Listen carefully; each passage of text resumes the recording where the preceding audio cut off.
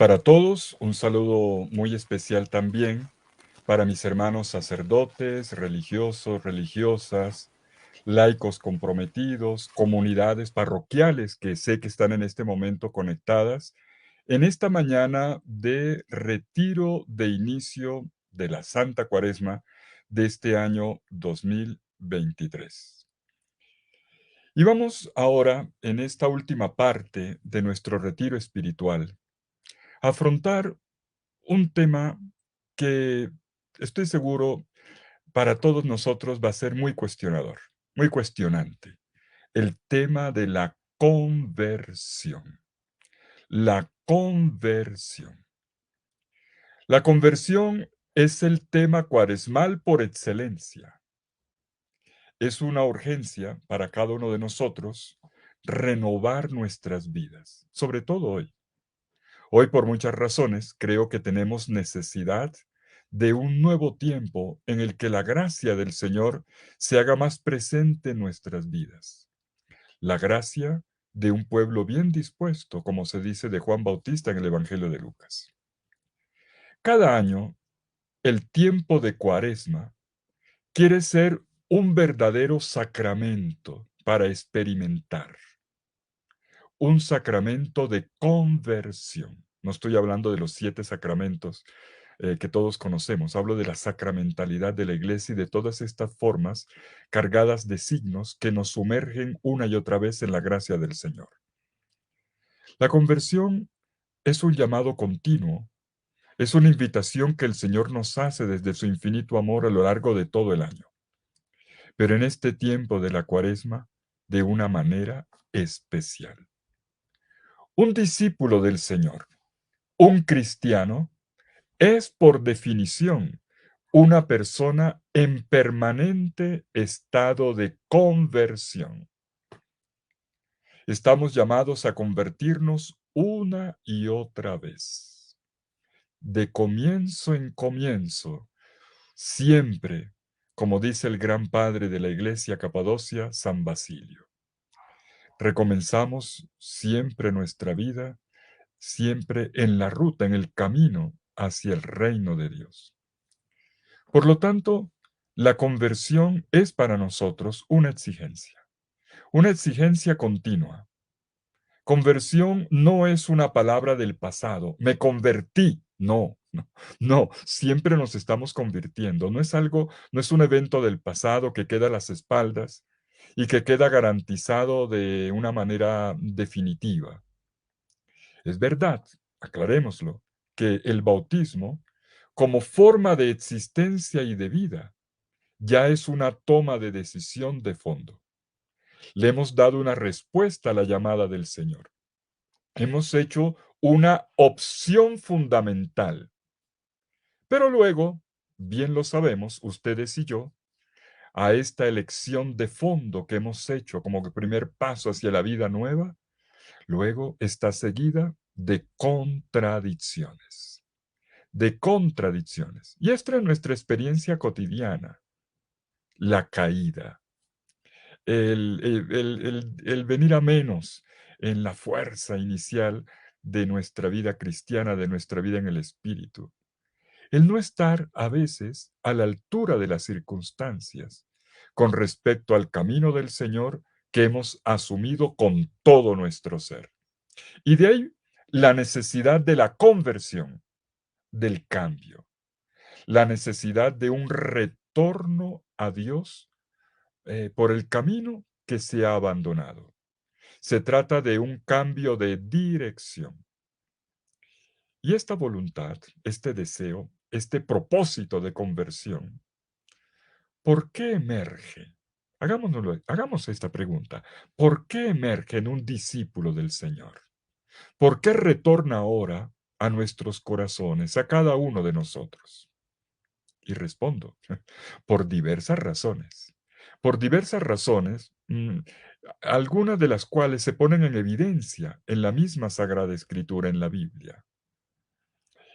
La primera razón que nos impulsa a la conversión nace de la conciencia de haber caído en un camino de mal y de muerte, De repente nos damos cuenta de que hemos entrado en un camino que no nos lleva al bien, que hemos perdido la alegría, el entusiasmo inicial y que en lugar de crecer, estamos caminando como el cangrejo al contrario. Y entonces el deseo de hacer las cosas bien, al final terminamos decepcionados porque no hemos hecho aquello que nos habíamos propuesto. Estamos en un camino contrario a nuestra elección. Y es así como nace en uno el deseo de la conversión. Otra razón depende de la conciencia que tengamos del ser destinatarios de una promesa de parte de Dios. Es una promesa que nos precede, una promesa de vida y que proviene de uno que amamos.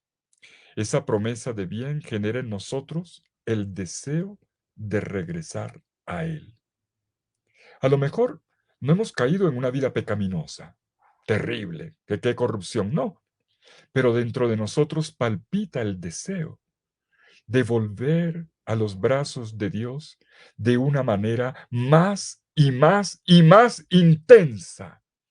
Y esta es la conversión también. Es también la conversión. No necesariamente, como fue el primer argumento que di, de salir de un camino de mal en el que pudimos haber caído, un vicio, un mal comportamiento, un error que hemos cometido. Puede ser que no estemos en eso necesariamente, o sí, pero también hay una segunda razón. Hay un amor que pide más, un amor primero, que reclama de nosotros la entrega total y absoluta, y la conversión se entiende también desde esta dimensión. Tenemos entonces una razón que nace de una situación negativa y otra que nace de una necesidad positiva que es puesta por el mismo Señor. Y de esta experiencia nace el deseo de volver, de regresar. Y aquí veamos ya qué nos dice la Sagrada Escritura.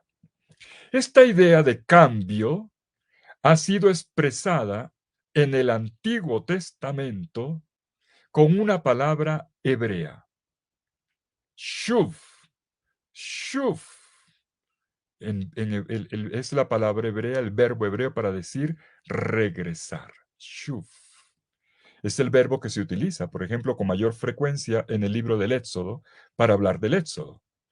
No se dice solamente salida, se dice también regresar. Shuv. Es todo un camino. El Éxodo, la Pascua, es un camino de conversión, es un camino de retorno, de regreso a la tierra. Shuv, shuv. Y después tenemos todos los términos en hebreo que tienen este mismo término shuf en su raíz. Quizás el más frecuente sea el término teshuvah. Teshuvah. ¿Qué significa conversión? ¿Cómo se dice conversión en hebreo? Teshuvah. Retorno, regreso, regreso.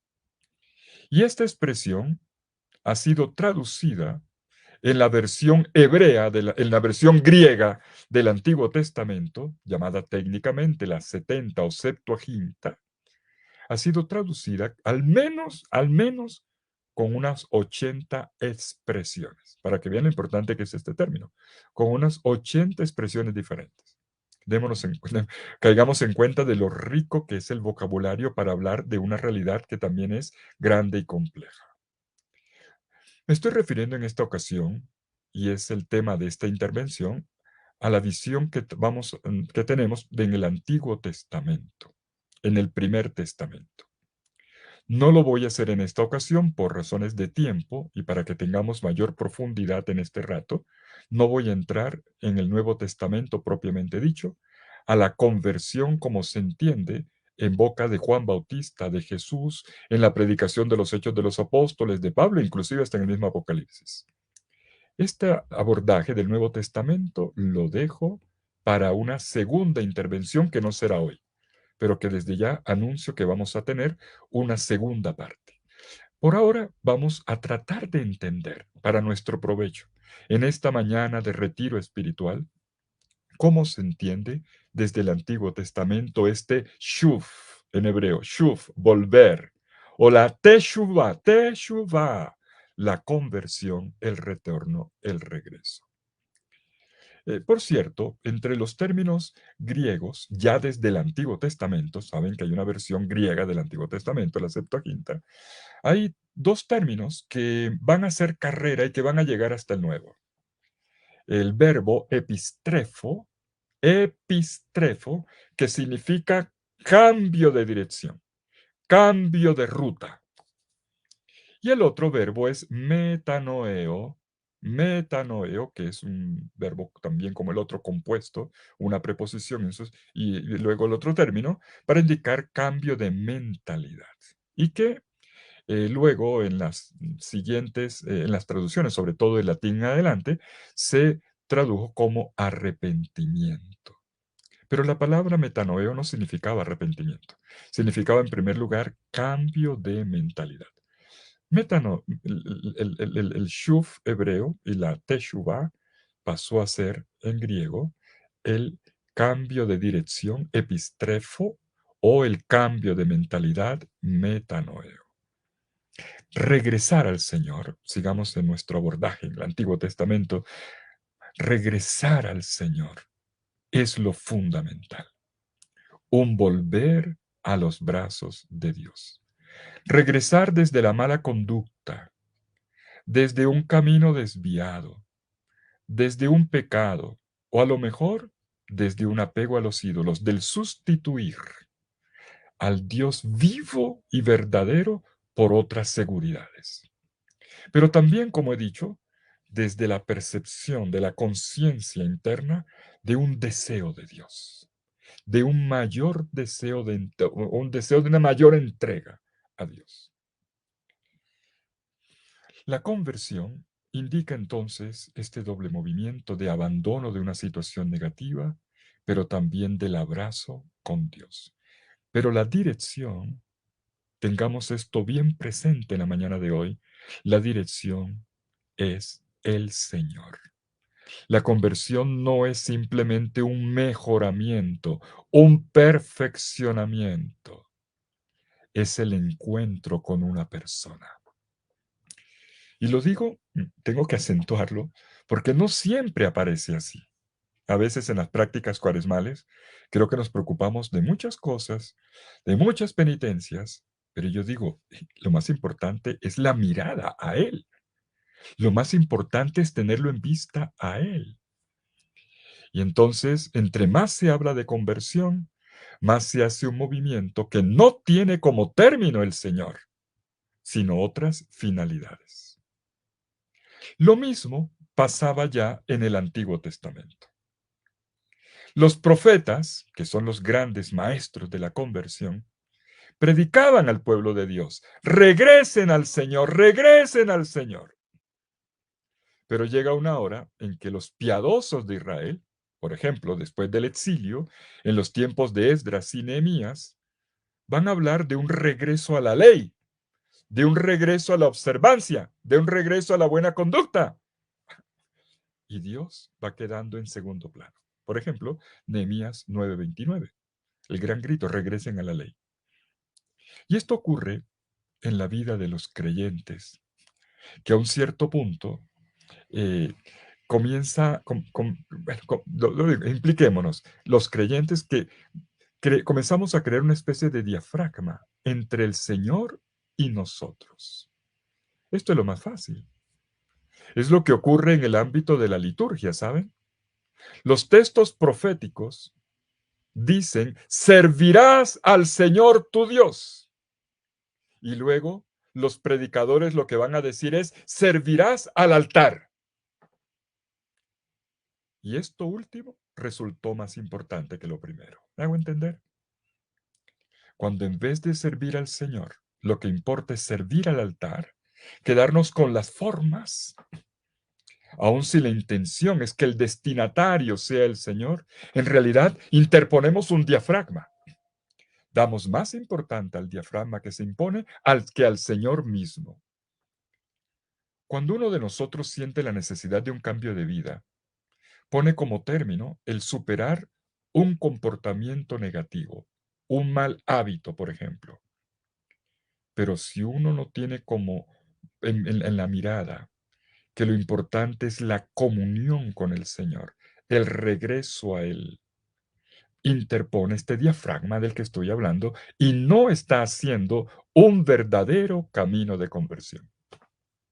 Ustedes que están conectados ahora en YouTube o en Facebook, miren nomás cuánto se está hablando hoy de productividad y cuánto se está hablando, tantos contenidos de mejoramiento personal. La conversión podría confundirse con eso. Y de hecho, si no genera un mejoramiento personal, tampoco es conversión. Pero la conversión es por definición, no mi perfeccionamiento, mi autoperfeccionamiento. Es una experiencia de Dios. Es un ejercicio de comunión con Dios. Y por eso, permítame plantear una pregunta para nuestra revisión de vida. Cuando emprendemos el esfuerzo de un mejoramiento, ¿por qué lo hago? Esta es la primera pregunta. La primera pregunta es si lo hago como mejoramiento, como perfeccionamiento o porque mi comportamiento me ha apartado del Señor, porque he roto la comunión con Él. Y aquí entra la conciencia de pecado, que es la dimensión teológica de esta realidad. Retornar de una situación negativa hay que verla, como nos enseña la Biblia, desde la perspectiva del pecado. Regresar de la rebelión del pecado para vivir experimentar una reconciliación con Dios que eleva la intensidad de nuestra amistad con Él. En el fondo creo que tenemos que tener siempre presente que al frente siempre tenemos una elección que hacer. La conversión tiene que ver con una decisión, con una elección. O Dios o los ídolos. Repito, o Dios o los ídolos. El llamado de Dios, la interpelación de Dios, nos pide una respuesta y por lo tanto una clara decisión, una opción. Si estoy con Dios, no acepto los ídolos. Y si yo me uno a los ídolos, ya estoy rechazando a Dios. No se trata de poner los términos siempre en blanco o negro, pero sí, soy claro, hay una elección. Los dos caminos, como nos dice el Salmo número 1, los dos caminos. O en Deuteronomio capítulo 32, las bendiciones o las maldiciones. Pongo delante de ti vida o muerte. Las bendición o maldición, las bendiciones o las maldiciones de la alianza, como están testimoniadas en la Torá.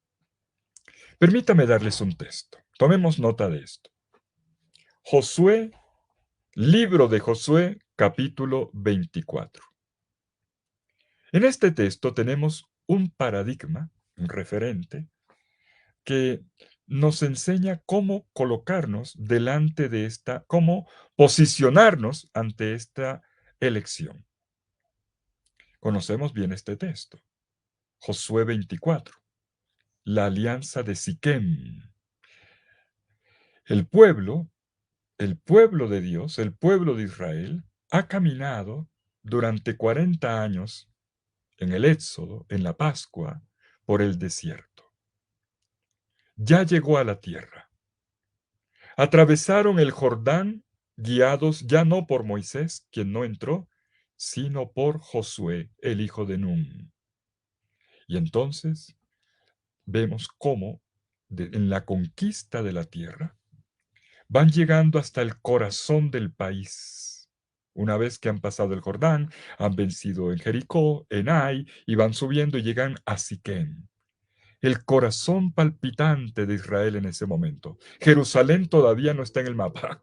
Jerusalén lo será siglos después. Ahora es Siquem. Y es en Siquem donde Josué convoca una asamblea del pueblo de Dios, el Cajal Adonai.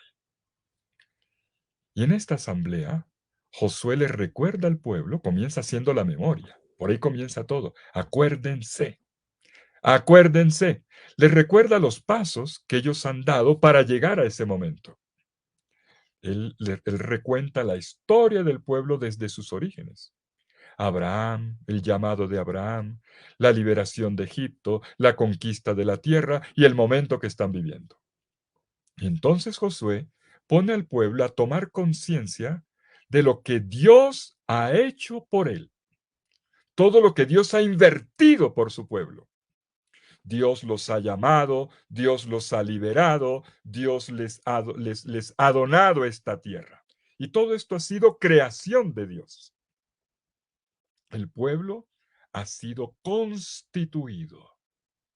Y Josué dice en el versículo 14 del capítulo 24, teman al Señor y sirvan al Señor.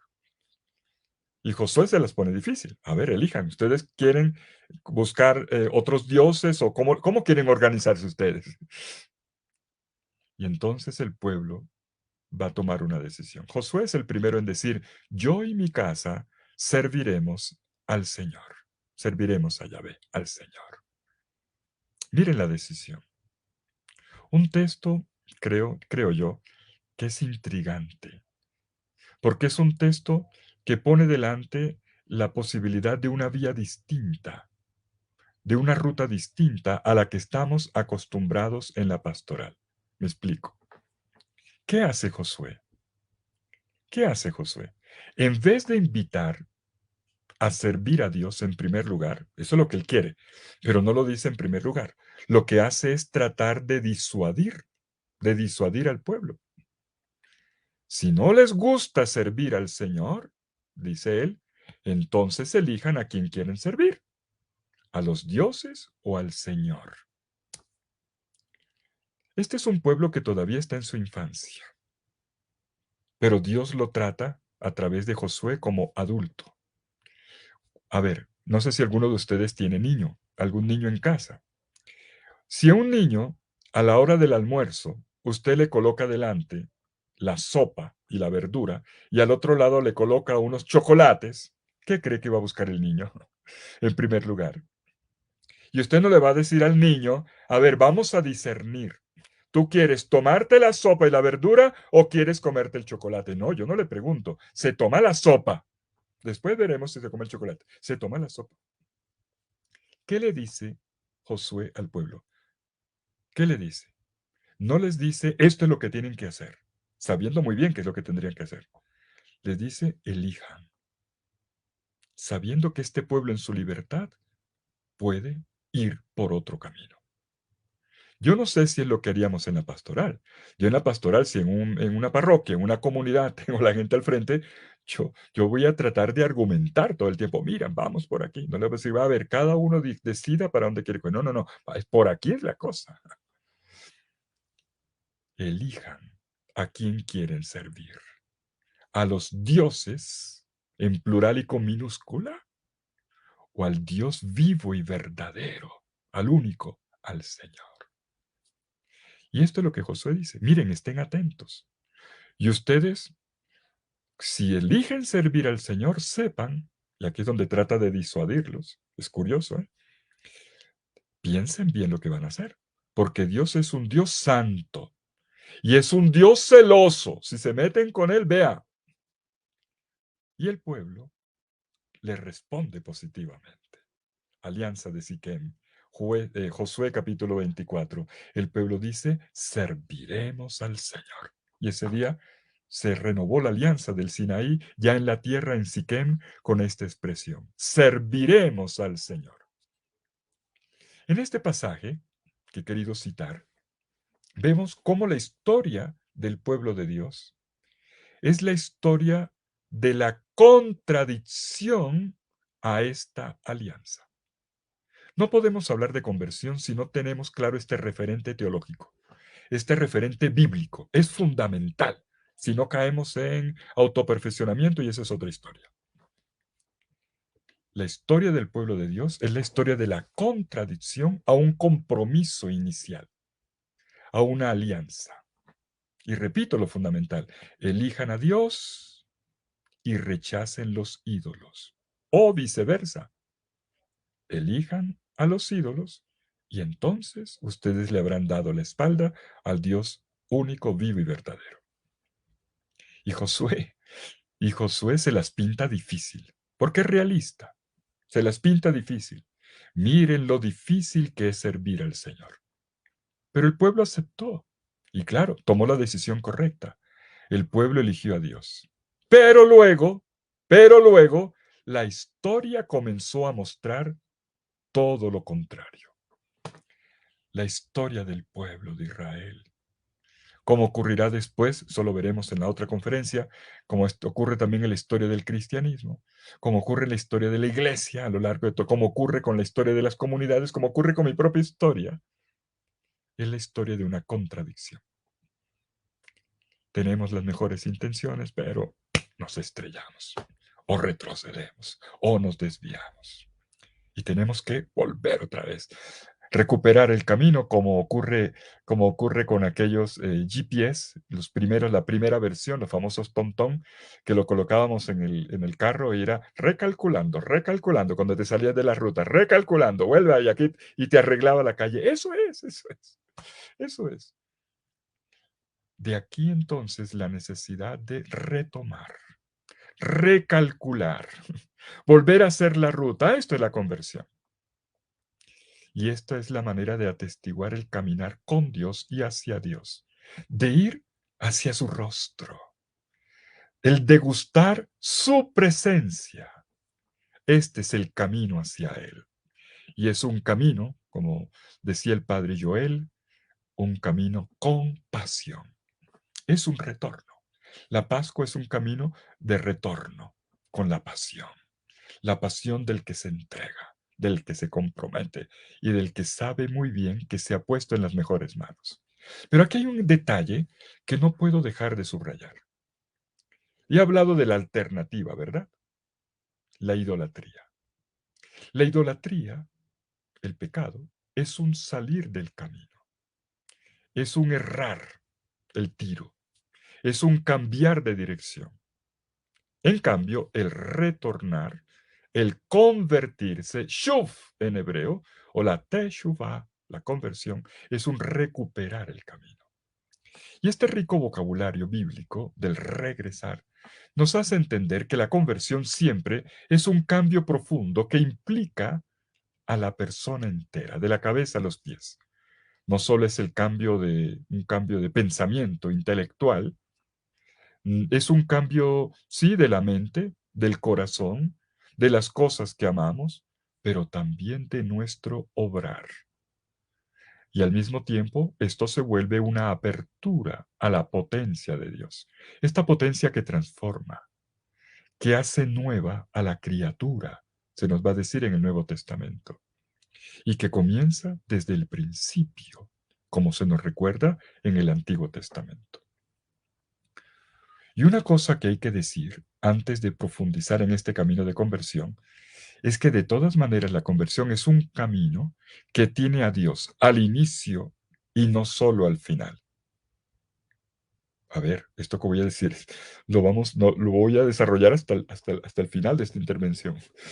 La conversión no es solamente llegar a Dios como la meta. Eso ya lo aclaré. Tenemos que recuperar eso, el camino hacia Dios.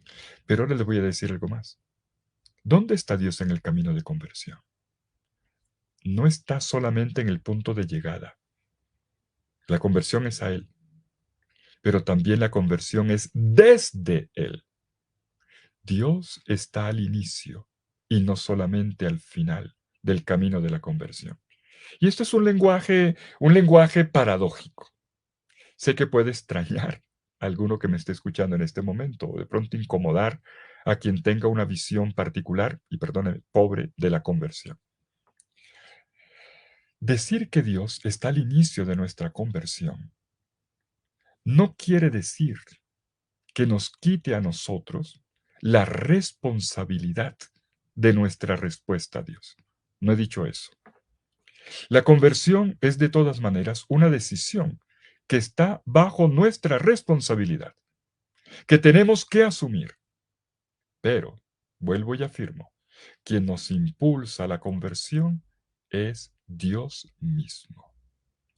no es un camino que decidimos por nosotros mismos, sino que siempre parte de un Dios que me llama. Hay un amor primero, una palabra primera, una invitación primera. De ahí viene la conversión. Abraham no se habría convertido, dicen los rabinos hebreos, si Dios no lo hubiese llamado. Él habría seguido adorando a sus dioses, a los dioses de sus padres, antes de que Dios le hablara. Se había quedado adorándolos al otro lado del río, en la Mesopotamia.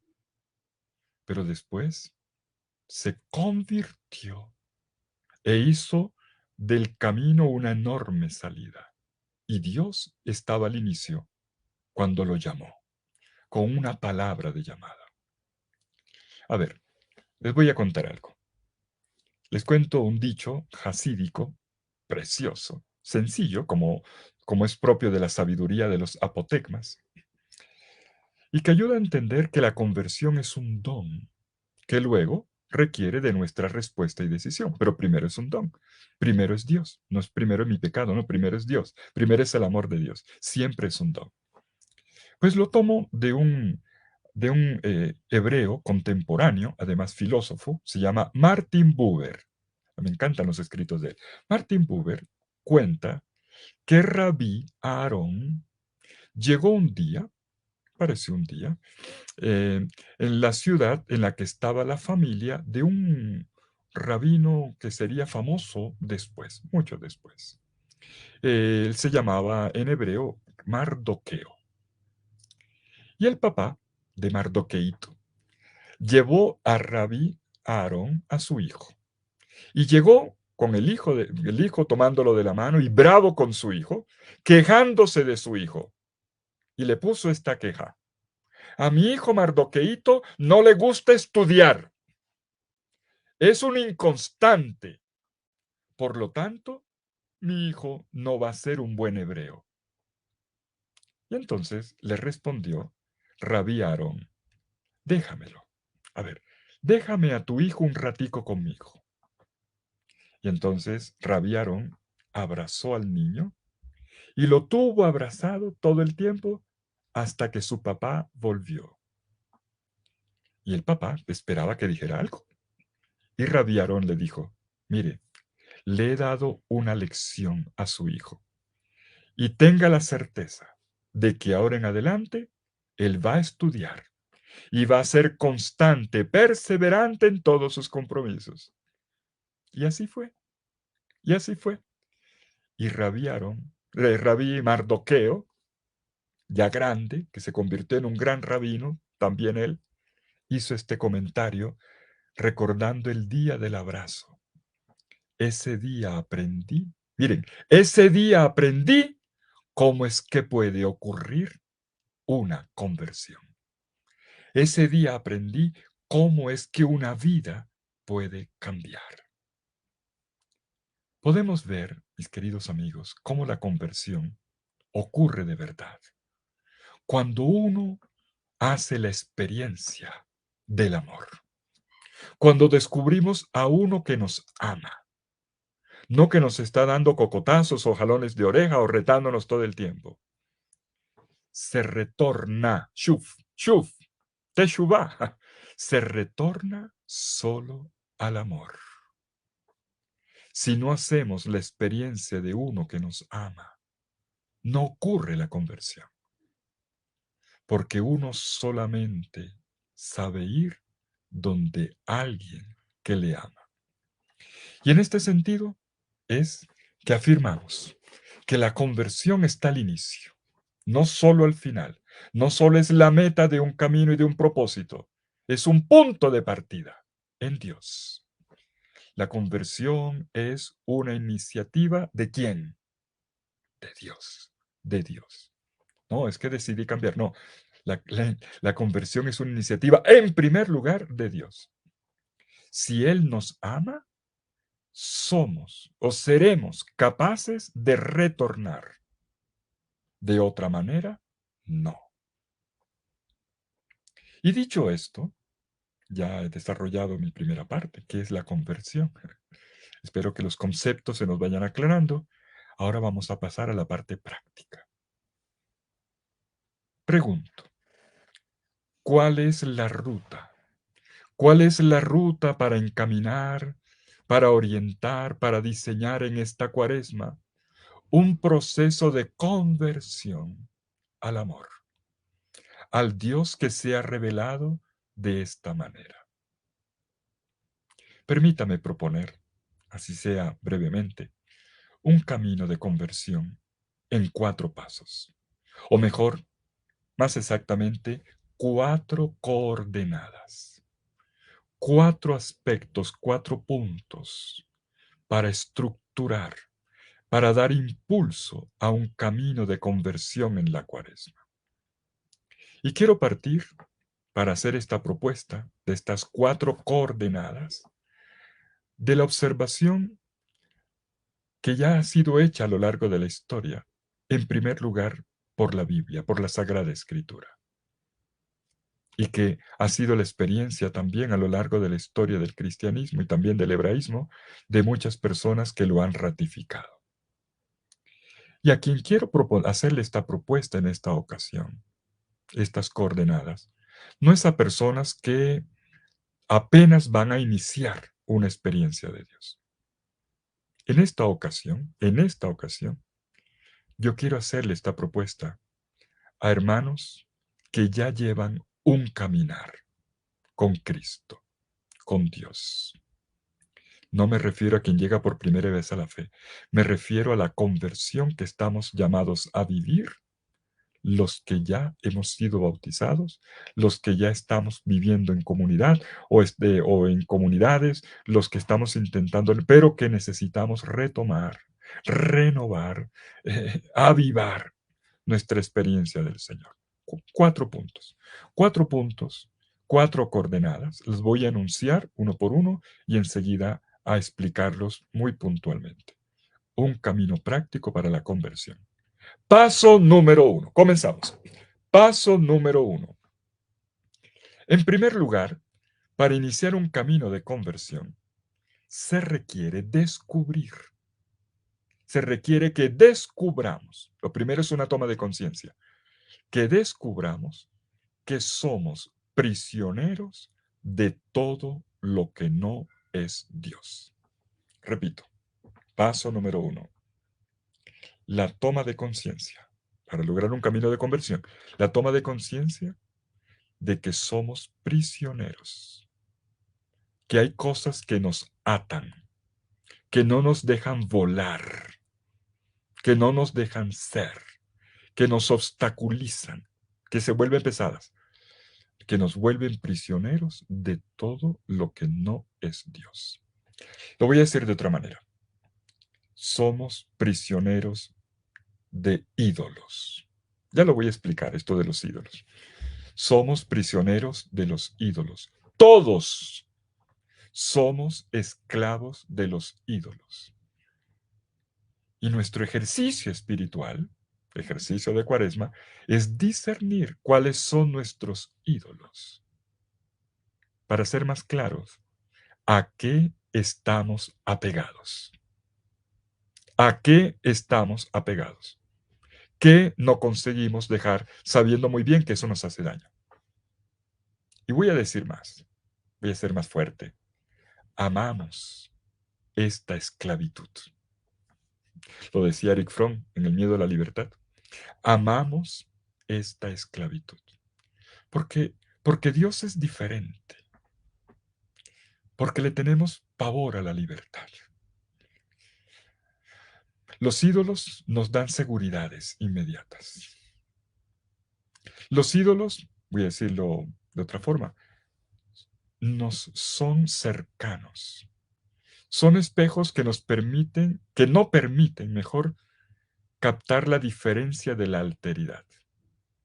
Son hechura de nuestras manos, como dice la Biblia. Son hechura de nuestras manos. Son criaturas como nosotros. Y por eso los amamos más. Pero Dios es diferente. Y Dios es el totalmente otro. Y Dios muchas veces, por ser el invisible, es el desconocido. Y por eso hay que tomar conciencia de que somos personas objeto de seducción por parte de los ídolos.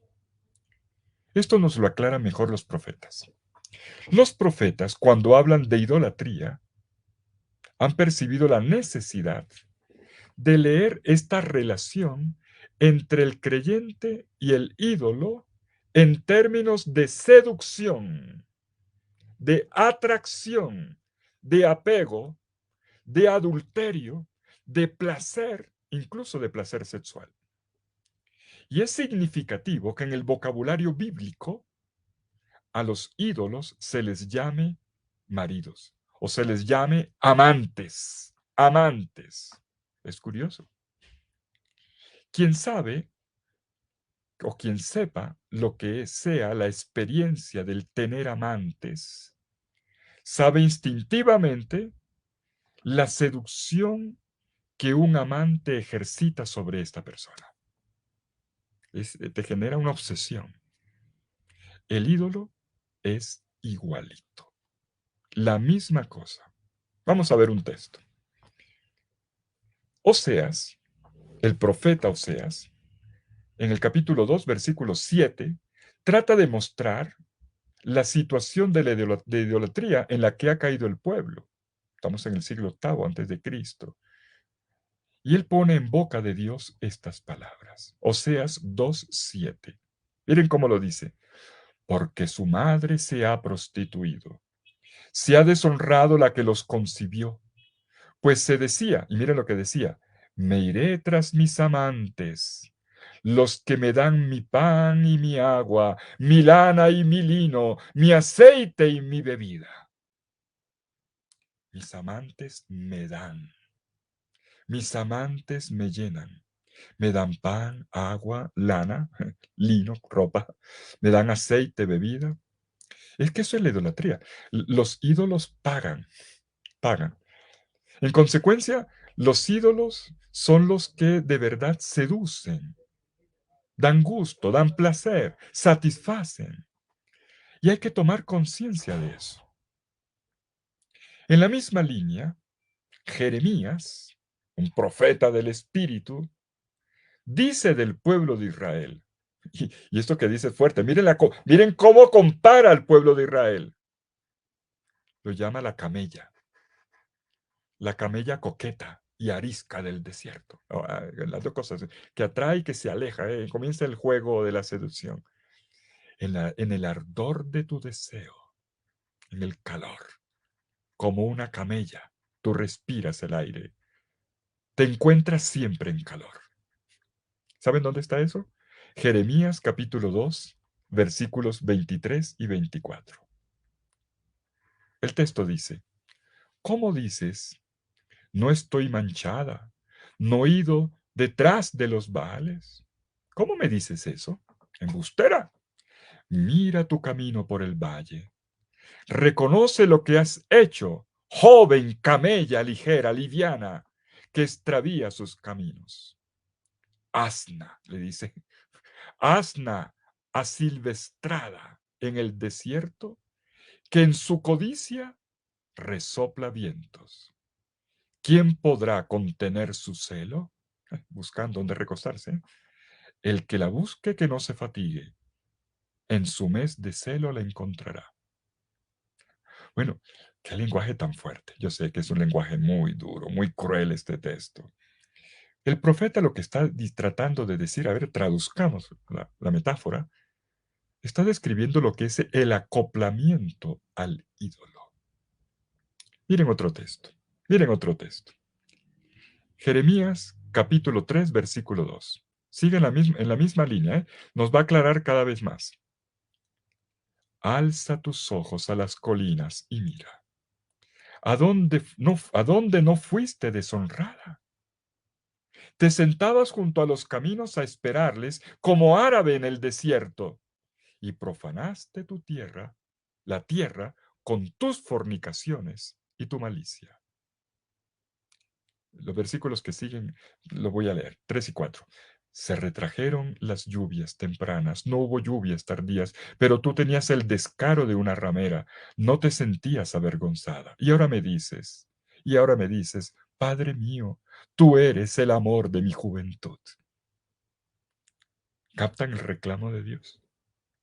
Vienes donde mí a decirme, tú eres mi amor, tú eres mi vida. Sí, pero tú andas en otra.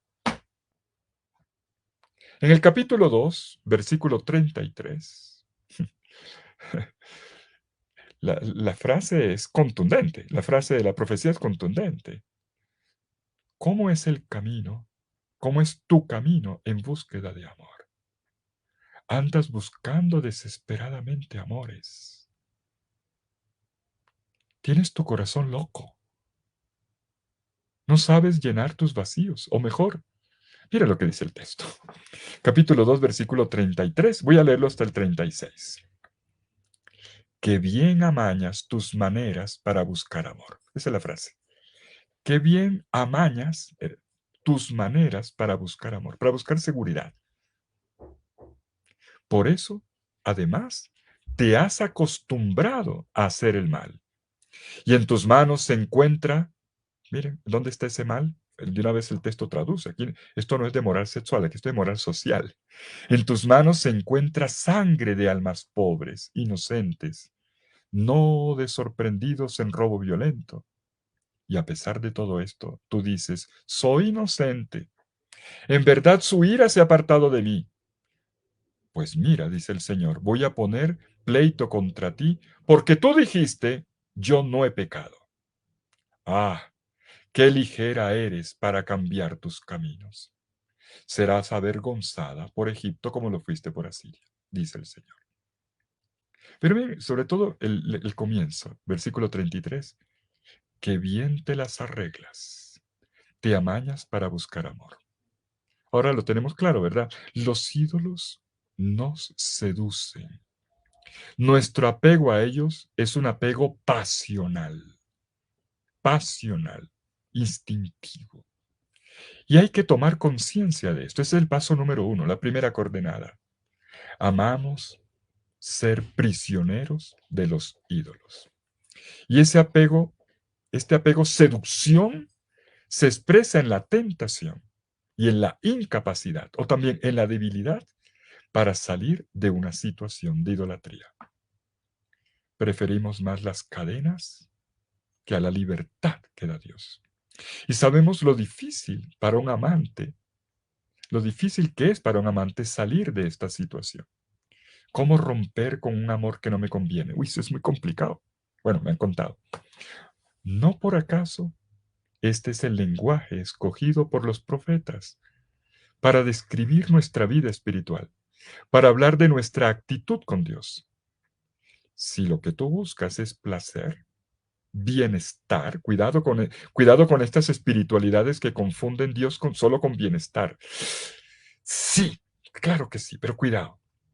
Si lo que tú buscas es placer, terminarás cayendo en idolatría, terminarás agarrándote de muchas cosas que no son Dios. Si buscas placer, satisfacción, solo lo que te agrada, el ídolo te paga enseguida y te olvidas de Dios. Y en este sentido entendemos por qué la idolatría no es solo un problema teológico, es un problema antropológico. En realidad, la idolatría es la que nos consiente de nutrir el sueño de una cercanía a las cosas donde no hay alteridad. Es algo que yo puedo poseer, pero no tengo compromiso. Cualquier cosa que esté a mi lado, donde yo no tenga el problema de respetar la distancia, se vuelve de tal manera que la deseo. La quiero poseer, tener bajo control, tener todo y ya, tener todo y enseguida. Y entonces todo se convierte en un ídolo. El mecanismo, este es el mecanismo de la idolatría, ni más ni menos. Es el no poner distancia entre nosotros y una cosa. Es el no permitir el construir, ahí sí con el deseo, sino reducir todo lo que nos rodea al deseo. ¿Me hice entender? Cuando tenemos deseo de una persona y no aceptamos la posibilidad de que nos digan no, de que el trato sea diferido, de sentirnos frustrados por un no, nosotros estamos con esa persona en una relación de idolatría. ni más ni menos. Y luego eso mismo ocurre con las cosas, con los bienes, con las relaciones, con todo. Siempre es una negación de la alteridad, de la diferencia. Eso es la idolatría. En el Antiguo Testamento se insiste mucho en que Dios es santo. Santo significa el totalmente otro. Por lo tanto, el que no se deja controlar. Por eso Dios es todo lo contrario de un ídolo. Por eso no se deja hacer imagen, porque no se deja controlar, manipular. Y todos sabemos que cuando se dice que Dios es santo, no se está hablando de la santidad moral, sino que Dios es alto, diferente, que Él es otra cosa. Un Dios que no permite ser capturado, que no permite ser controlado. Un Dios que no es la proyección de mis deseos o de mis necesidades. Es un otro con el cual yo construyo una relación. Y toda construcción de relación cuesta, cuesta y tiene riesgos. Dicho esto, veamos la segunda coordenada. El segundo punto que nos ayuda a enrutar la conversión. Y es esto, mis queridos amigos. Tenemos que darnos cuenta de que en la idolatría, este segundo es la consecuencia de lo primero. En la idolatría vamos hacia el mal y por lo tanto nos encaminamos hacia la muerte. Segundo elemento de discernimiento. Dicho de otra manera, los ídolos nos satisfacen, nos seducen, nos generan apego porque nos dan placer, pero el fruto es la frustración, es la muerte, es el mal. Aquí quisiera ser claro, muy claro, aun si no es fácil decirlo. Doy un salto por el poco tiempo que tenemos. Decir que este andar hacia el mal y hacia la muerte en la Biblia está expresado bajo la categoría del castigo. Atención con esto. Hay que decodificar esto. Atención. Aún si sabemos que no es fácil, porque más allá de la claridad intelectual hay cosas que nos habitan de tal manera en profundidad que no nos la quitamos de encima como quien quita un mantel. En todo esto, ¿qué es lo que hay que hacer? Cuidado con la imagen del Dios que castiga, porque la conversión puede estar impulsada por el miedo a un castigo. Y como dice el poeta, no me mueve mi Dios para quererte, ni el cielo que tienes prometido, ni el infierno tan temido. Hay que decodificar. ¿Qué es lo que hay que hacer?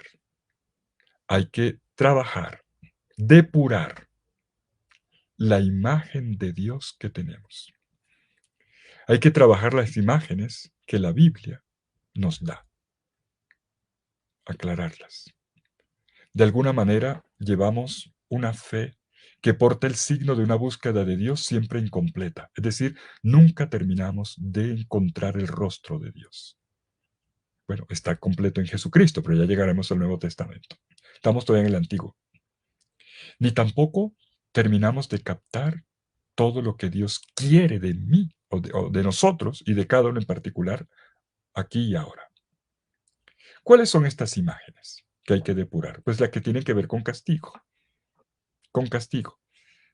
La imagen del Dios espía, del Dios vigilante, del Dios policía. Del Dios que no nos da ni un momento de reposo. Cuando yo era joven, no hace mucho, a mí me estremeció mucho una frase en una clase de filosofía. Era la frase de un filósofo francés. Se llama Jean-Paul Sartre. Jean-Paul Sartre.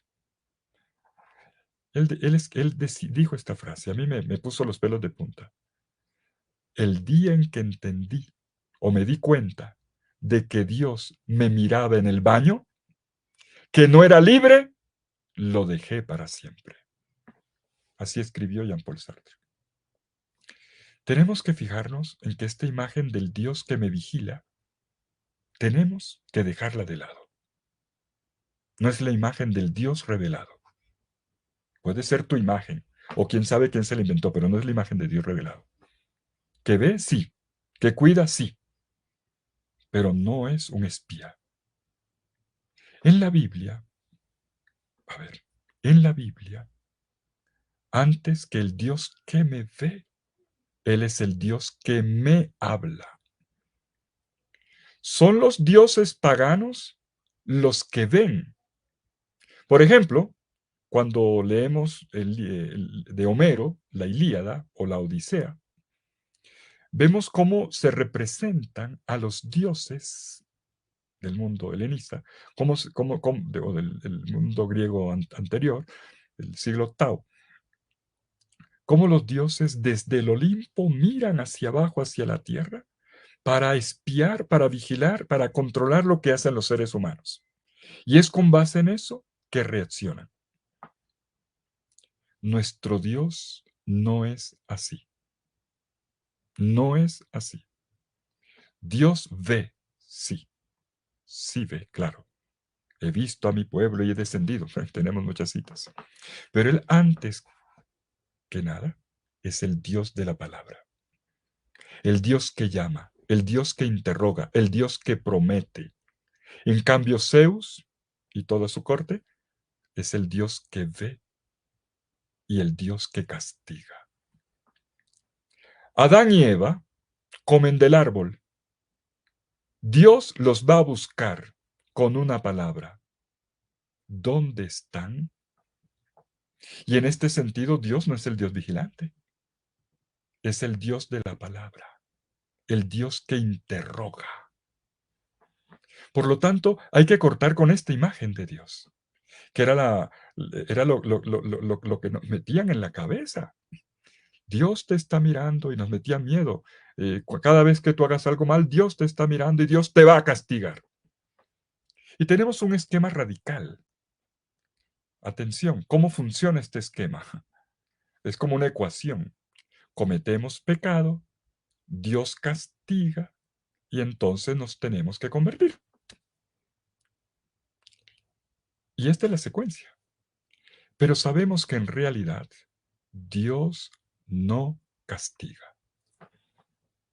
¿Soy claro? Cuando esa idea habita dentro de nosotros, sobre todo los que hemos recibido una cierta educación religiosa de este tipo, nos la han inculcado, generalmente recordamos cómo nos decían, bueno, mira, Dios te va a castigar, vete a confesar. Así nos decían, vete a confesar. Sí, yo me voy a confesar, pero no por eso. Son cosas serias, mis amigos, que nos habitan en profundidad. ¿Cuántas veces, frente al mal que hemos cometido, no hemos sentido miedo de un castigo? Y esto hay que tomarlo en serio.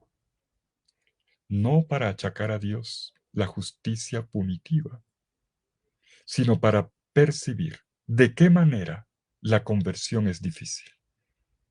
Y que de hecho, si obramos mal, escogemos el camino de la muerte. Esta es la verdad. No es necesario que Dios venga con castigos.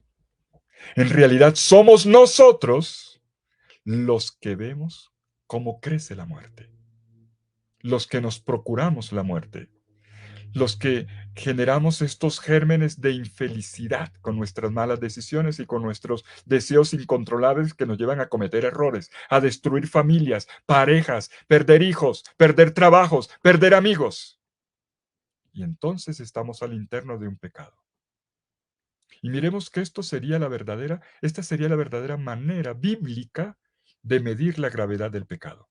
La gravedad del pecado no se mide en términos de un esquema de gravedad que viene, que viene de lo alto, sino del mal que le hacemos a los otros. Esto es muy bíblico. Esta y no otra es la medida de la gravedad del pecado. Al interno de todo esto sabemos, por ejemplo, Amós, como Amós, ya lo he citado antes y vuelvo ahora más de frente con él, el primer profeta de la conversión. El primer profeta de la conversión es Amós, y le sigue Oseas. Y luego vendrá Isaías, Jeremías y los otros. La predicación de Amós, de toda la profecía de Amós, es una profecía de la conversión. Toda la obra de Amós es la profecía de la conversión. Y aquí tenemos el esquema. Comienza primero un oráculo para todas las naciones no israelitas, luego para el pueblo de Israel, y todos han cometido el mal. Y luego sigue en la profecía, Dios amenaza el pecado. El profeta, amenazando castigo, vamos a aclarar esto, ¿cómo se entiende el castigo? Amenazando castigo pide la conversión. Y desde ese momento viene la conversión que elimina el castigo. Cuando leemos Amos, van a ver cuántas veces, si lo leen en hebreo, ahora no, guarden la Biblia en hebreo, líbrala en español, van a ver cuántas veces repite la palabra shuf, shuf, ya se la saben de memoria, shuf, regresar, convertirse. Lo repito una y otra vez. Busquen al Señor. Vuelvan a mí, dice el Señor. Y por ejemplo, un capítulo dramático como el capítulo 4, terrible este capítulo, es un capítulo de lágrimas, donde se ve que el esquema pareciera funcionar. Se lo voy a decodificar. Aquí el profeta, en nombre de Dios, les dice algo terrible. Oigan, ustedes no aprenden. Miren todas las cosas que les pasan y no regresan a mí. Y 5 veces se los va a repetir con ejemplos concretos. Y ustedes, miren lo que les pasa, y ustedes no recapacitan. Y miren otra vez y no recapacitan. 5 veces. Miren, Amós, abran sus Biblias. Amós capítulo 4, versículos 6 al 12. Por eso yo los dejé con los dientes vacíos en todas sus ciudades y sin pan en todos sus lugares, pero no se convirtieron a mí, oráculo del Señor. Va la primera. Versículo 7. Les negué la lluvia 3 veces, 3 meses de la a 3 meses de la recolección. Hice llover sobre unas ciudades, pero impedí sobre otras. Unas parcelas recibían lluvia, otras que no la recibieron se secaron. De 2 o 3 ciudades iban a beber, a otra a beber agua y no se saciaban. Pero no se convirtieron a mí, oráculo del Señor. Iban 2. Versículo 9. Los herí con tizón y añublo. Agosté sus huertos y sus viñas, sus higueras y olivos los devoró la langosta. Pero no se convirtieron a mí, oráculo del Señor. Iban 3. Versículo 10. Les envié una peste como la de Egipto. Di muerte a espada a sus jóvenes, mientras sus corceles eran apresados. Hice subir el hedor del campamento hasta sus narices, pero no se convirtieron a mí, oráculo del Señor. Iban 4. Y la quinta. Los convulsioné como convulsionó Dios a Sodoma y Gomorra, y quedaron como tizón extraído de un incendio, pero no se convirtieron a mí, oráculo del Señor. Y concluye en el versículo 12. Por eso así voy a hacer contigo, Israel. Y porque eso voy a hacer contigo, prepárate para el encuentro con tu Dios, oh Israel. Tremendo, ¿verdad? Y en el versículo 13, no puedo dejar de leerlo, el versículo 13, enseguida, el capítulo 4 de Amós. Lo importante es el llamado, la palabra primera de Dios que no cesa de proclamarse. Versículo 13. Ten en cuenta que Él modela las montañas y crea el viento, que Él descubre al hombre lo que piensa, Él hace la aurora y las tinieblas, Él camina sobre las alturas de la tierra, Señor Dios de los ejércitos es su nombre. O sea, vuelve al Señor, vuelve a mí. En suma, vemos que este texto coloca el esquema clarito, mal, castigo, llamado a la conversión. Pero también sirve para ver cómo, a pesar del castigo, la conversión no ocurre. Eso es lo que quiero decir. A pesar del castigo, la gente no cambia. Estoy hablando de Israel. Y esto es importante. Hay que captar cómo al interno de la profecía, lo importante es escuchar vuelvan a mí. Búsquenme, búsquenme a mí, porque si buscan el mal, morirán. Y esa es la descripción que ha hecho de muerte y de desgracia. No es que Dios tenga que intervenir con el castigo. es que el camino del mal siempre termina mal. O sea, nos castigamos a nosotros mismos. Se abre una estrada que acrecentará el mal de los otros y que revertirá como un boomerang sobre mí, destruyendo mi propia vida. Entonces no hay necesidad del castigo de Dios. Nosotros mismos nos castigamos. Es verdad que al interior de este esquema que acabo de presentar, siguiendo el profeta, hay un gran riesgo. Pero también de esta manera es que el mal puede generar desde dentro un camino de conversión. Para todos hay un momento en el que se cae en cuenta de ser presa del mal y ya nos comienza a fastidiar. Y nos damos cuenta de que si seguimos ahí, estamos sembrando los gérmenes de muerte para nosotros y para los demás. Y entonces viene el momento del cambio. Cuando estamos frente al mal, que aumenta la necesidad de volver, de sacudirnos de todo esto, ¿cuál es el riesgo? ¿Cuál es el riesgo? El deber en torno a nosotros, como un castigo de Dios, las cosas malas que pasan. Pero no solo porque la imagen de Dios sea la de la justicia punitiva, que ya acabo de describir, sino porque en realidad, si pensamos de esta manera, simplemente lo que estamos haciendo es intentar aplacar a Dios, pero haciendo el mal como los otros. Explico. Una de las cosas que lo deja uno estupefacto cuando se leen las profecías es que la conciencia del mal nace de un camino de conversión. Esto lo dejo para que lo reflexionen despacito. La conciencia del mal nace de un camino de conversión. Pero en la medida en que le es imputado a Dios el mal, nosotros estamos cometiendo un error. ¿Por qué? Porque nos estamos quitando la responsabilidad. Y el mal que nos ocurre entonces no es porque nosotros hayamos hecho las cosas mal, no. Fue porque Dios me castigó. ¿Cómo que Dios me castigó? Si yo fui el que cometió el error, no fue Dios. Y entonces el riesgo es intentar aplacar a Dios. Y la manera de aplacar a Dios, ¿cuál es en la Biblia? En el pueblo de Israel y todavía hoy. ¿Cuál es la manera como se aplaca la ira de Dios? La liturgia. La liturgia. Por eso el rito, la liturgia, la penitencia pública, el hábito de luto, el saco, la ceniza, se vuelven una manera de aplacar a Dios para que pare de castigar. Para que pare de castigar, pero ¿para qué? Para continuar nosotros haciendo el mismo mal de siempre. Quiero ser claro. Invoco a Dios clamando piedad, pero no tomo conciencia de mi propia responsabilidad, de que ese mal lo he hecho yo, que yo soy el que está haciendo las cosas mal.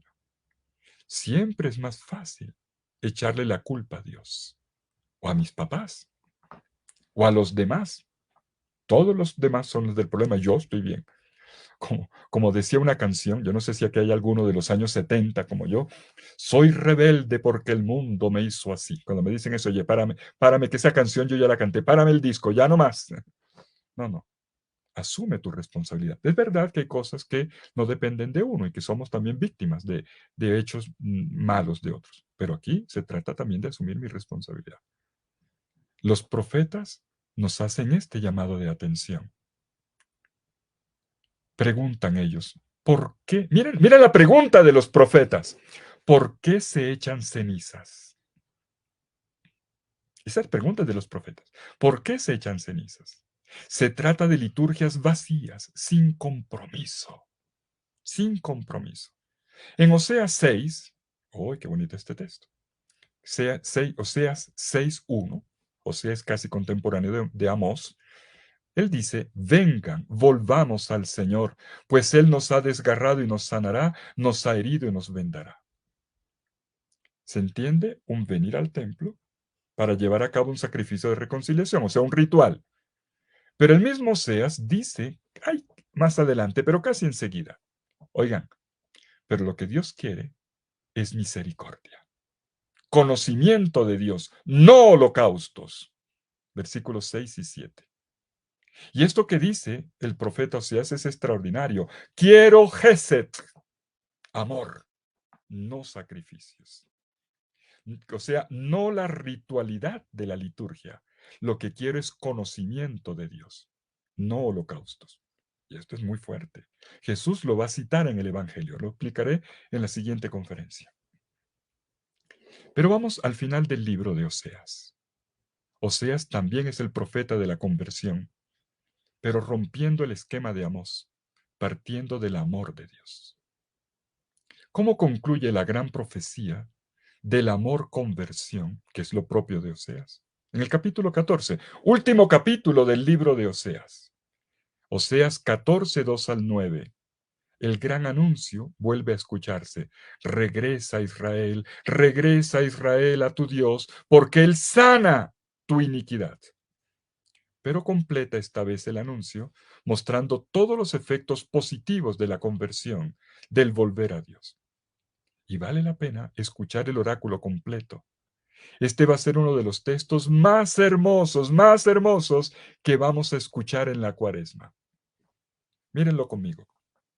Oseas 14, 2 al 9.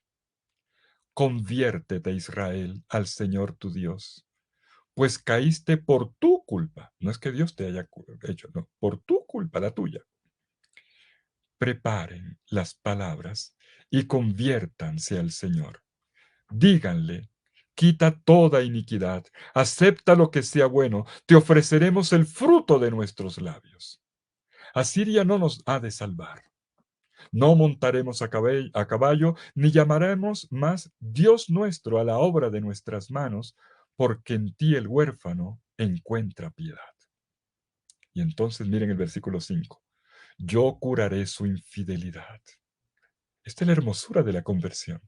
Es una nueva primavera de la vida, un renacer, un recomenzar, pero con toda la belleza de la existencia. Yo curaré tu infidelidad, su infidelidad, los amaré con gusto, porque mi cólera se habrá apartado de ellos. Seré como rocío para Israel, florecerá como la azucena y echará raíces como el Líbano. Se extenderán sus ramas tiernas y tendrá la belleza del olivo y el aroma del Líbano. Volverán a habitar a mi sombra, a cultivar el trigo, a florecer la vid como la vid. Su renombre será como el vino del Líbano. Delicioso además. Efraín, ¿de qué les servirán ya los ídolos? Yo le atiendo y lo miro. Yo soy como ciprés lozano, frondoso. Es de mí de quien vienen tus frutos. Hermoso. Bueno, preparémonos ya para terminar diciendo rápidamente las siguientes dos coordenadas. Creo que dicho esto ya entendemos por dónde va la ruta.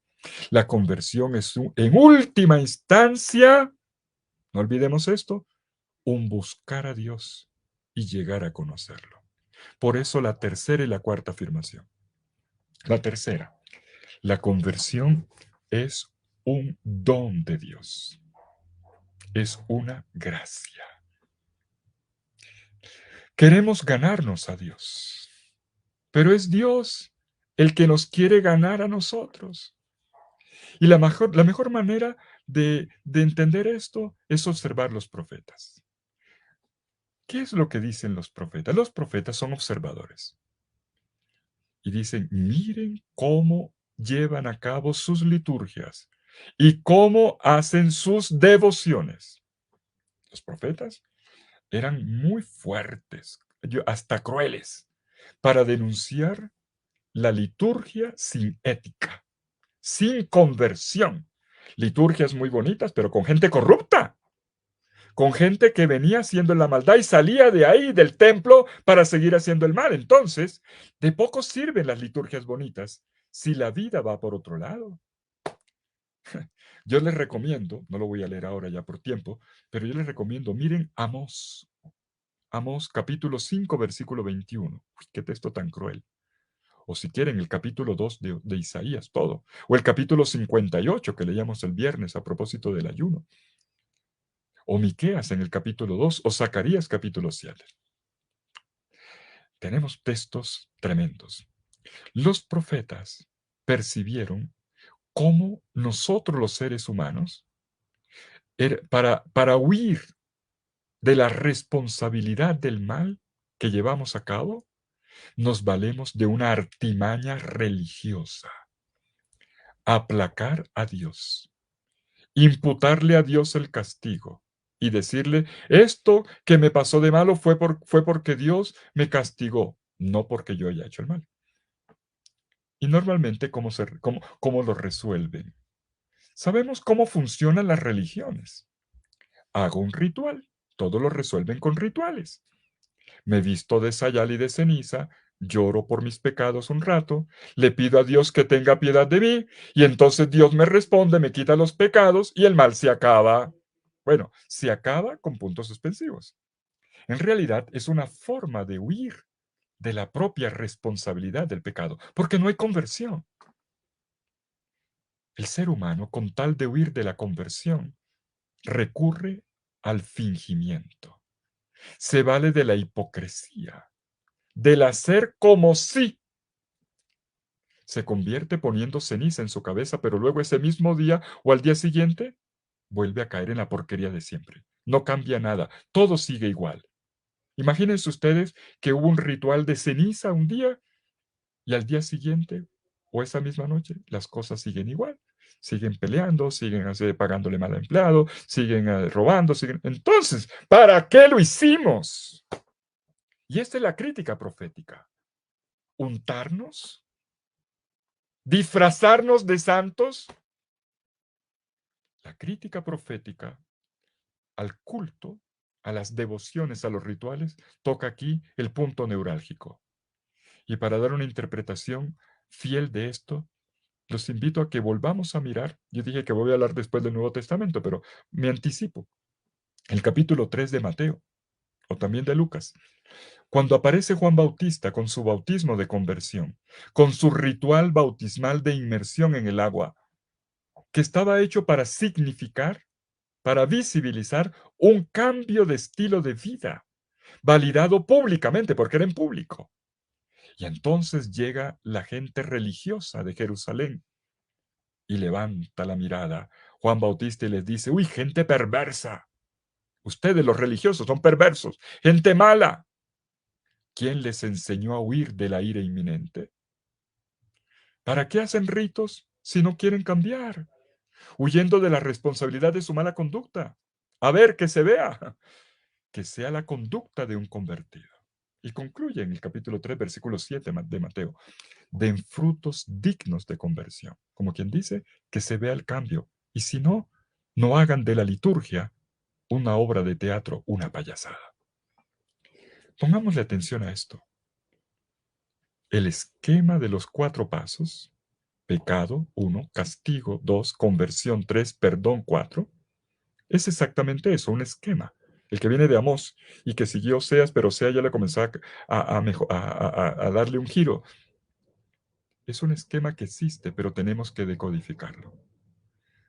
Un esquema que es una interpelación para nosotros, para que leamos con inteligencia la vida y sigamos los senderos que nos pide el Señor. Veamos esto en los textos proféticos. La predicación de la conversión propiamente dicha en la Biblia parte de los profetas, repito, parte de los profetas. Y los primeros son Amós y Oseas, y luego Isaías, Jeremías y todos los demás. Oseas, quien predica 800 años antes, Amós, que predica 800 años antes de Cristo, ha creado este esquema de los 4 pasos, de los 4 elementos, no son los 4 coordenadas, sino los 4 elementos, pecado, castigo, conversión, perdón. La gente se lo sabía de memoria. Yo pequé, recibo un castigo, me arrepiento, conversión, y entonces Dios me perdona y vuelvo otra vez, y el que peca y reza empata. Ay, Dios mío, miren, ¿qué es lo que va a decir, por ejemplo, Oseas? Señores, ese esquema vamos a invertirlo. El perdón precede a la conversión. Wow. El perdón precede a la conversión. Y esto es supremamente importante. La única manera que hay para despedazar la lógica, pecado, castigo, conversión, perdón, para el profeta Oseas es la inversión del orden. Un perdón que es anterior a mi decisión de conversión. O sea, un amor primero. Miren el profeta Oseas en el capítulo 11, versículos 7 y 8. Mi pueblo es proclive a apartarse de mí, y aunque lo llamen hacia lo alto, nadie se alza. ¿Podré abandonarte, Efraín? ¿Podré entregarte, Israel? ¿Podré abandonarte como a Admá, tratarte como a Seboín? Me da un vuelco el corazón, dice el Señor, me da un vuelco el corazón, se conmueven a la vez mis entrañas. Sintamos hoy la fuerza de este texto. Se trata del llanto desconsolado de Dios. Mi pueblo es duro para convertirse. Ha sido llamado para mirar hacia lo alto, pero no es capaz de levantar los ojos. Pero Dios no deja abandonado a su pueblo. Lo levanta con un gesto de misericordia en el perdón. Y entonces lo subrayo. Abolición del pecado, del castigo y perdón antes de que el otro se convierta. Dios toma la iniciativa. Es quien da el primer paso. Sabemos que esta será, bueno, aquí queda la tarea para la siguiente conferencia. Esta es la gran revolución del Nuevo Testamento y que ya está esbozado en el profeta Oseas. Pablo, en el Nuevo Testamento, nos va a decir en la carta a los Romanos capítulo 5, versículo 10, que antes de que nosotros nos convirtiéramos, Dios nos había amado primero. Nos había reconciliado incluso. Y esta es la gracia de la justificación que está en el corazón de la teología paulina. Romanos 5:10. Porque si cuando éramos enemigos fuimos reconciliados con Dios por medio de la muerte de su Hijo, mucho más, una vez reconciliados, seremos salvados por su vida. Y lo mismo va a decir en 2 Corintios capítulo 5 versículos 18 a 21. Es un texto grandioso que ya no leo por razón de tiempo, pero vale la pena que lo vea. Es genial. O esta otra frase que yo sé que ustedes se saben de memoria, ya no de Pablo, sino de Juan. Primera Juan 4:10. En esto consiste el amor, no en que nosotros hayamos amado a Dios, sino en que Él nos amó primero. Primero. Y nos envió a su Hijo como víctima propiciatoria por nuestros pecados. Estamos ante un giro tremendo para nuestra lógica. Nuestro pecar, pero sobre todo el perdón anticipado perdón anticipado que nos da Dios, solo nos puede impulsar a la conversión. Así se hace un camino de conversión. Por lo tanto, la conversión es un don de Dios, es una atracción de Dios hacia Dios. Y concluyo, cuarto y última coordenada. Nosotros, por nosotros mismos, no podemos convertirnos. Si yo lo logro hacer por mí mismo, esto ya no es conversión, es perfeccionamiento, es mejoramiento. Eso es otra historia. Ese es otro capítulo. ¿Cómo me hago virtuoso? Esa es otra historia. Aquí la cuestión es más radical. Porque yo no lo puedo hacer por mí mismo, es que yo necesito de salvación. Si yo lo pudiera hacer por mí mismo, yo no necesitaría de Dios ni de un Salvador. Es precisamente porque yo no puedo. Porque lo he intentado muchas veces y no he conseguido salir de un vicio, de un pecado, de un hábito. Es que Dios es mi Salvador. Y es ahí donde Dios me convierte. Y esto requiere de mi entrega, de mi abandono. A mí me impresiona mucho un texto, se lo recomiendo, Jeremías capítulo 3, versículos 1 al 7. Se dice, si un hombre repudia a su mujer y se separa y llega a ser de otro hombre, ¿volverá de nuevo a ella? ¿No habrá quedado esa tierra completamente profanada? Pues tú que has fornicado con muchos amigos, ¿vas a volver a mí, oráculo del Señor? Y pueden seguir leyendo hasta el versículo 7. Todo para decir, va a decir de muchas formas, no es posible. Tú has intentado muchas veces, pero no es posible. El pecado, el vicio te puede más. Y entonces Jeremías dice, es imposible la conversión. Y a partir de aquí viene el anuncio. No es posible cuando es por mí mismo, pero sí es posible cuando yo me abro a Dios. Él tiene otro texto que ustedes conocen muy bien. Me abandonaron a mí la cisterna de agua viviente y se fueron a beber en pocitos, en albercas. Ven a beber del agua que es. No te quedes con pocitos, con pocillitos de agua. Tengo para ti lo mejor. Tengo para ti lo mejor. Jeremías inclusive les doy este dato, tuvo mucha dificultad con su propia conversión. Es desde su propia experiencia que el profeta habla. Jeremías 3, 21 y 22. Les dejo el texto.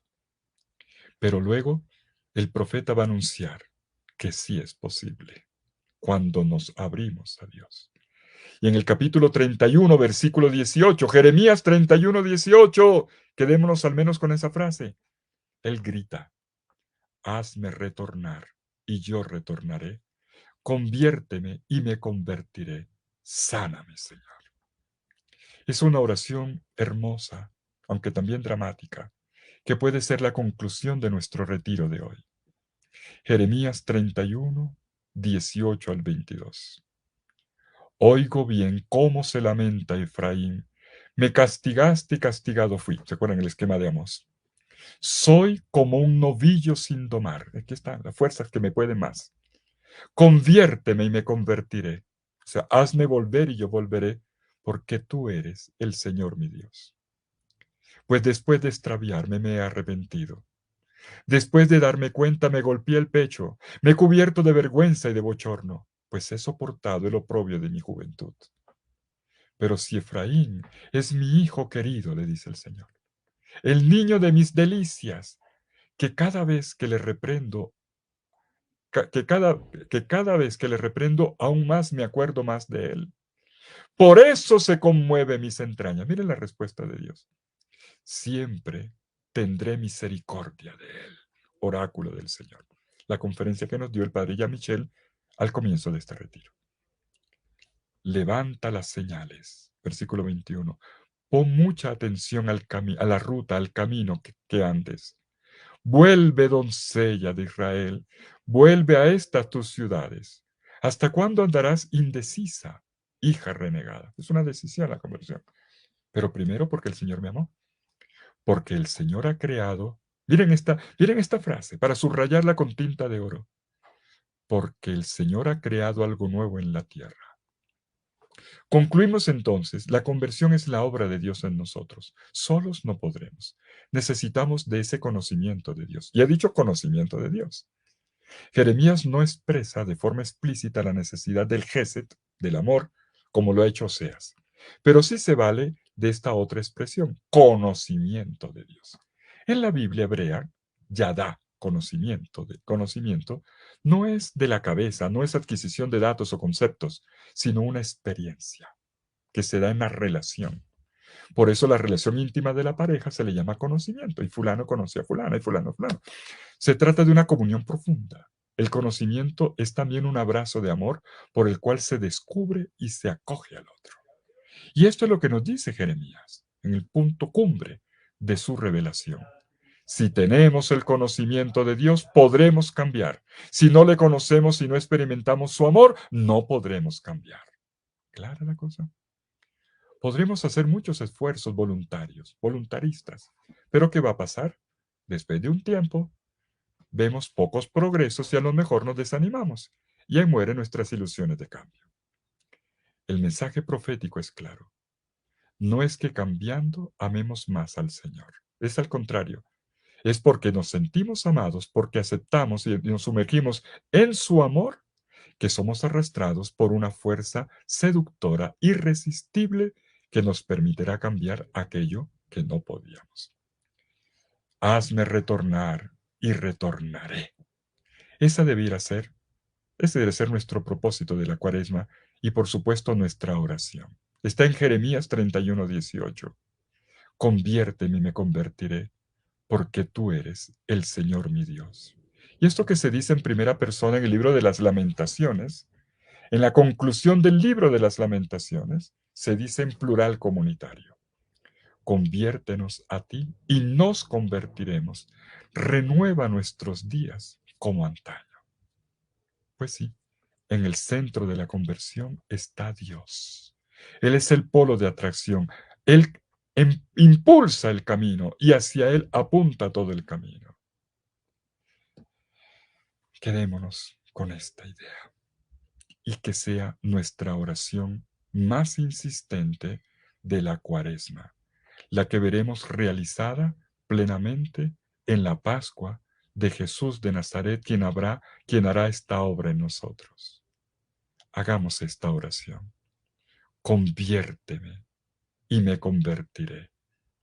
Hazme volver y volveré, porque tú eres el Señor, mi Dios.